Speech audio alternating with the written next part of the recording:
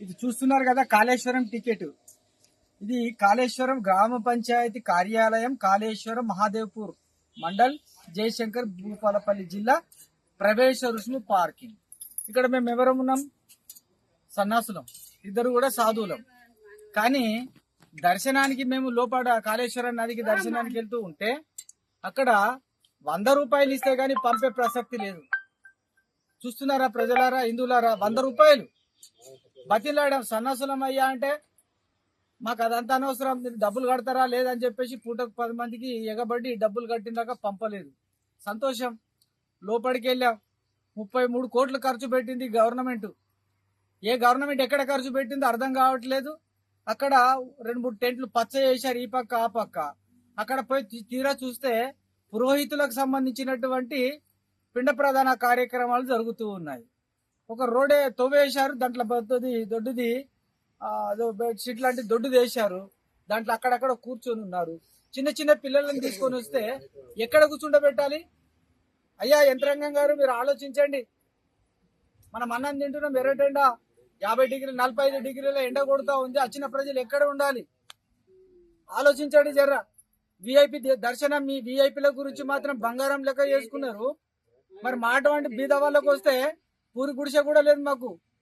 ఇది మన తెలంగాణ ప్రభుత్వం ఏర్పాటు చేస్తున్నటువంటి పుష్కరాల గొప్ప వ్యవస్థ.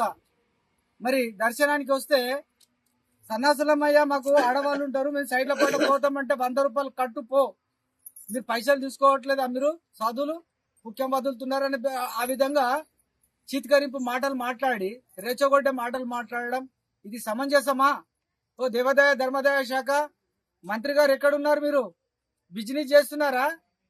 ప్రజల దగ్గర 100 రూపాయలు ఉన్నవాడు ఉంటాడు, లేనివాడు ఉంటాడు. ఆలోచించండి. మీరు మానవత్వం లేదా? కనకరం లేదా? మీరు హిందువులు గారా? జాలి దయ లేదా? అందరు మీలాగా కరోడ్పతులు ఉంటారనుకుంటున్నారా?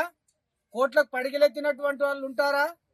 కూలీ నాలి చేసుకున్నటువంటి వాడు, రెక్కాడితే డొక్కాడనటువంటి వాడు పుష్కరాలని చెప్పేసి మా అమ్మ, మా జగన్మాత సరస్వతి వాణి, ఆ తల్లి కాళేశ్వర దర్శనానికి రావాలని ఎన్నో బాధలు పడుతూ వస్తే మీరు 100 రూపాయల టికెట్ ఆ దర్శనానికి మీరు పెట్టుకోండి. 20 రూపాయలు పెట్టండి, బీదవాడికి పెట్టండి. మీలాగానే డబ్బున్నోళ్ళు ఉంటారనుకుంటున్నారా?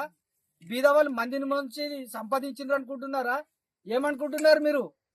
ఈడ చెట్ల కింద కూడా అక్కడ వ్యవస్థ, తినడానికి వ్యవస్థ లేదు. భోజనానికి వెళ్తే అక్కడ ఫుల్ రష్ ఉంది. ఇక్కడ చెట్ల కింద అక్కడ చూపెట్టి, అక్కడ చూడు హనుమాన్ స్వాములు కూడా చెట్ల కింద తింటున్నారు. అక్కడ చూపెట్టండి, అక్కడెక్కడ చెట్ల కింద తింటున్నారు జనం. మరి ఏం వ్యవస్థ చేశారు మీరు? 33 కోట్లు పెట్టి ఏదో తెగ అడ్వర్టైజ్ చేస్తున్నారు. దొబ్బిల దోపిడేనా? దేవాదాయ ధర్మాదాయ శాఖ మీరు బోర్డు పెట్టుకోండి, ఒకటి బిజినెస్. దేవాదాయ ధర్మాదాయ శాఖ వ్యాపారము చేయబడుతున్నది. హిందువుల పట్టనే వ్యాపారం చేస్తున్నాం, మిగతా వాళ్ళ దగ్గర మేము చేయట్లేదు. ఎందుకంటే మా హిందువుల ద్వారా మీ బతుకంతా, మీ డిపార్ట్మెంట్ బతుకంతా మీ నాయకులకే కావచ్చు, మీ గవర్నమెంట్కే కావచ్చు, హిందువుల డబ్బులతో మీరు బతుకుతూ ఉన్నారన్న సంగతి మీరు మర్చిపోవద్దు. హిందువులారా మేల్కోండి, అందరూ ఖండించండి ఈ విషయాన్ని. ఇది సాధువులుగా ఖండిస్తున్నాం. సాధువులందరూ కూడా లెటర్ ఇచ్చారు, మా సాధువులని తక్షణమే దర్శనాలకు పంపండి అని. అయినా పంపకుండా ఈవో గారు కఠినంగా వ్యవహరించి సిబ్బందిని ఆ విధంగా తయారు చేశారు.